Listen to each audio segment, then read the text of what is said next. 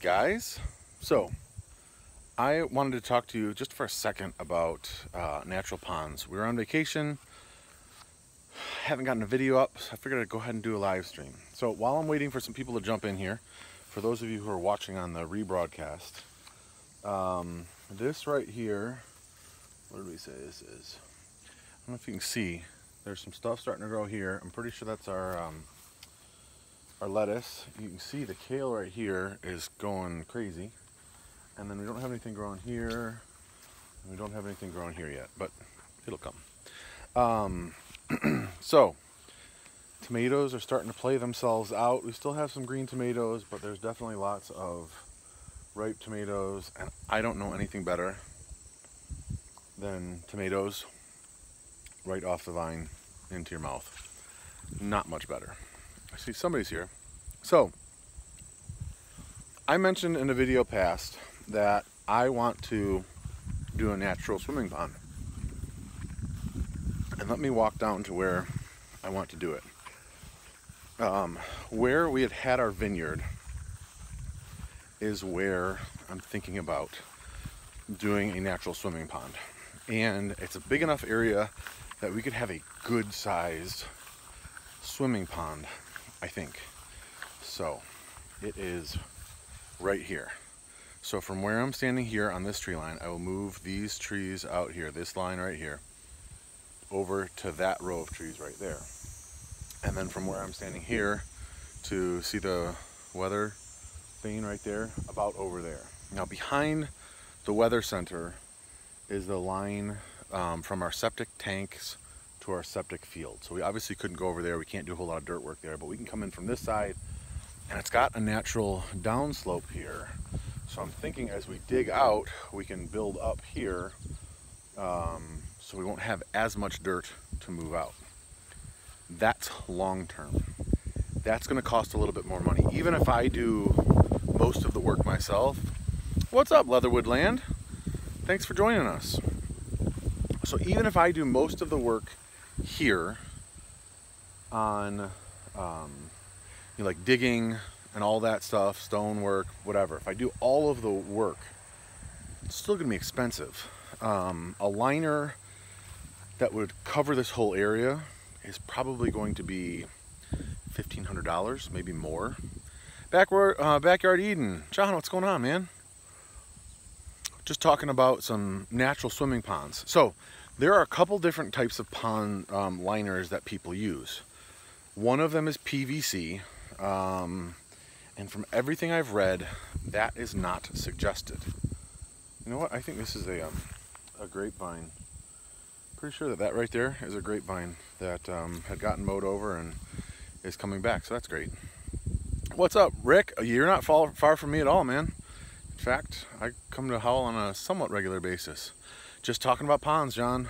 So, PVC is one, not highly suggested. A lot of the ones that I've seen in videos, people use EPDM, which is like ethyl poly blah blah. What's up, Jerry? So, EPDM is pretty expensive. The other type that is used is called HDRPE, heavy duty reinforced polyethylene. Yeah, that I wouldn't want to swim in that either. Our cattle will not be allowed in this pond. So HDRPE is less expensive than EPDM. My thought is this is where I want to put a big swim pond. You know, there's enough area here. You guys, if I walk over this way, see where we were standing back over there where the tall grass is? I mean, that's a good long area. I'm going to move some of these trees here. You can see where the clean out is there, so I can't go that far.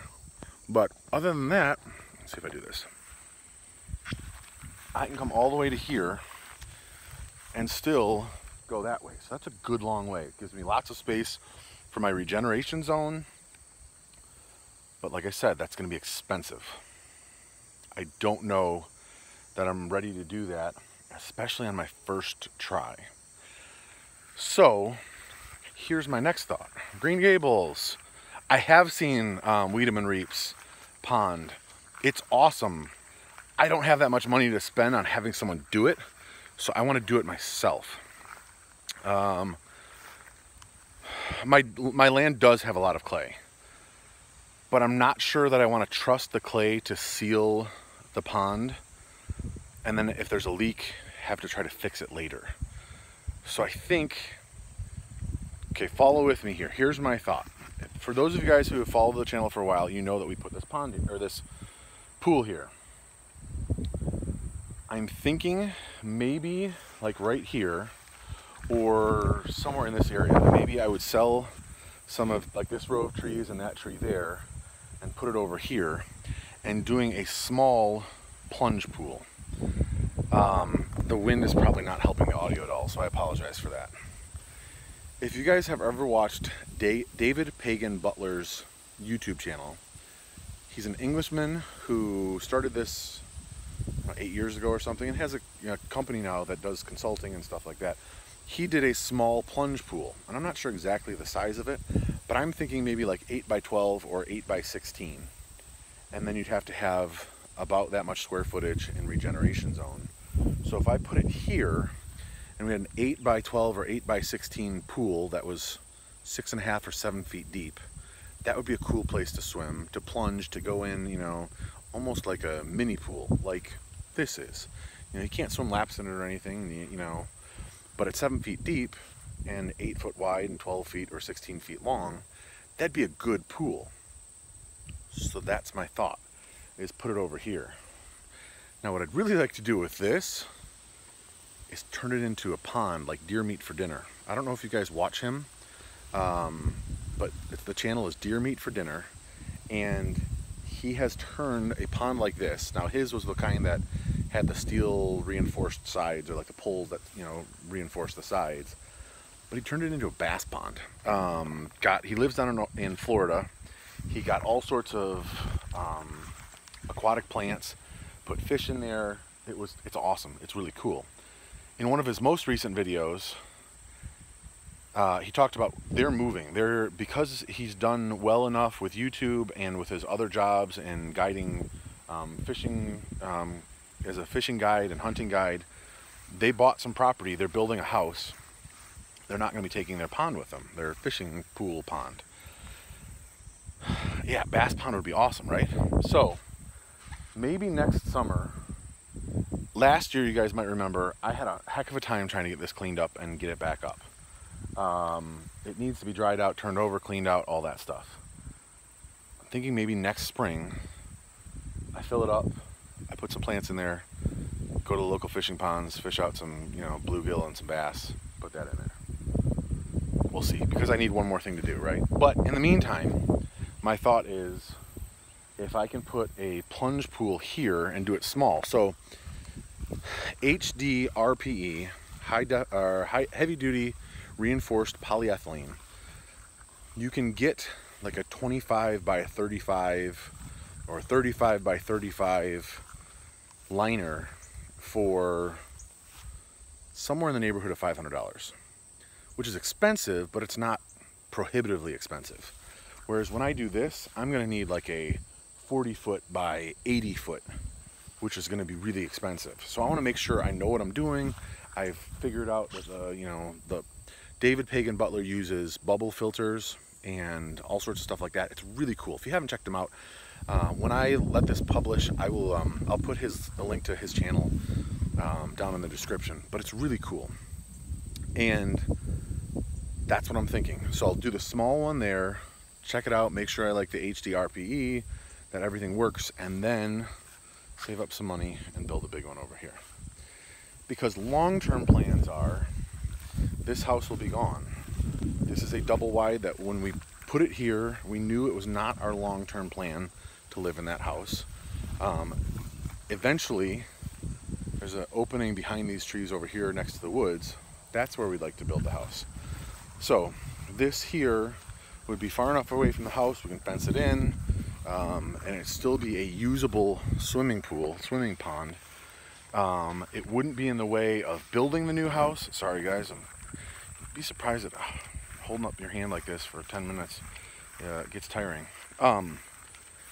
So this would still be an okay spot for a swimming pond. we would put the house right back over there. So that's my thought, is that right here would be the big one, do a small plunge pool over there, and then even when we move that house out, we could put some trees in front of it. It would still be private. It'd be great. So that's my thought, guys. I don't know what you guys think. I need a monopod.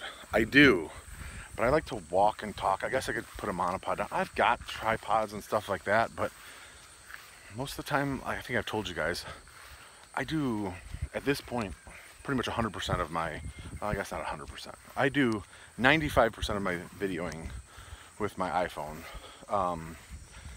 The other 5% is, at this point, is action cameras, my Yi Light, and I've got like a knockoff GoPro. I used to use a Sony Alpha A58, but it just took too much planning. This I've got in my pocket all the time. So the other thought is I could put it here, the plunge pool, but I think it's too close to the house, and then I'd have to put it far enough away so that when they come to move the house out, they can get their equipment in here. So I think over there is a better idea. Let me know what you guys think. Thanks for watching. Sorry it's a short live stream. If you have any questions, go ahead and shoot them at me now. I know there's only 5 people in here right now, but I just wanted to get a video out.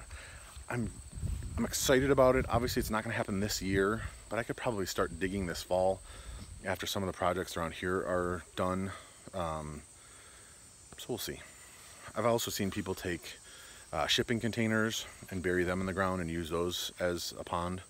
So it is really hot here today. It's supposed to be in the mid-90s, and it's literally like 100% humidity. It's so stinking hot.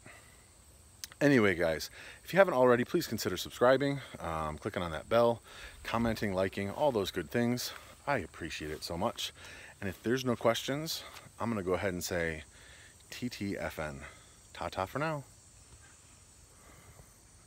Have a good one, you too, Leatherwood. Appreciate it. See you, John.